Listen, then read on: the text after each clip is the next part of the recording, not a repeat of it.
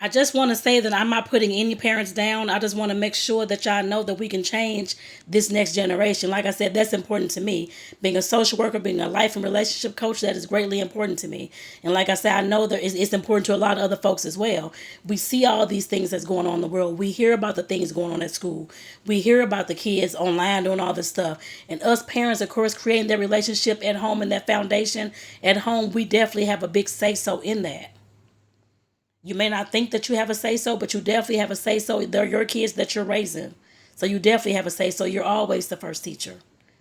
And like I said, if you are working, of course, I understand that you have a job or two and are running the business, that kind of thing. You're busy, busy, busy. I understand that.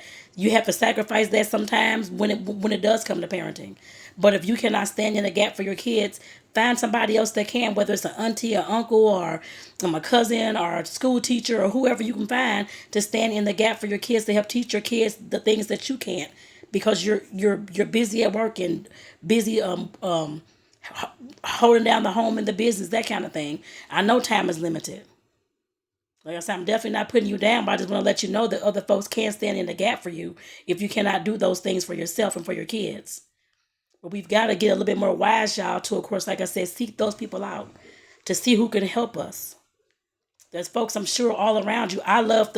When I grew up, of course, we had all the neighbors in the neighborhood, that kind of thing. Whenever I did something, throwing rocks or something else, me and my cousin, they'd call our house, I guess my grandmother's house, these kids down here cursing, these kids down here throwing rocks. That was our village.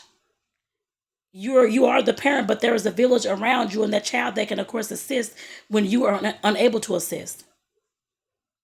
My parents were, of course, they were there in the household, but of course there was drug usage, there was domestic violence, all this type of stuff going on. So I know other kids are going through this too, and they need somebody else to stand in the gap for them. I had my great great grandmom, I had my aunts and stuff like that I can of course go to. I didn't talk to them about every single thing, but of course some of the major things, I guess I put it that way, are the things that I needed. I guess I'd say that.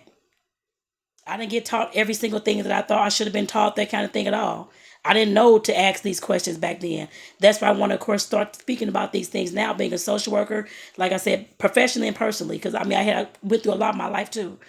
And I know some of those things that our kids, even my god kids, are asking. And of course, I have these conversations with them as well. Of course, I had to ask the parents first whether that was okay to talk about relationships or sex or their body or that kind of thing. I had to ask first, but and got permission to do so.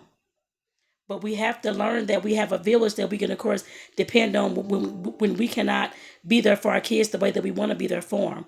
Like I said, I'm not putting y'all down. I know y'all doing a damn good job, but find that village for that child.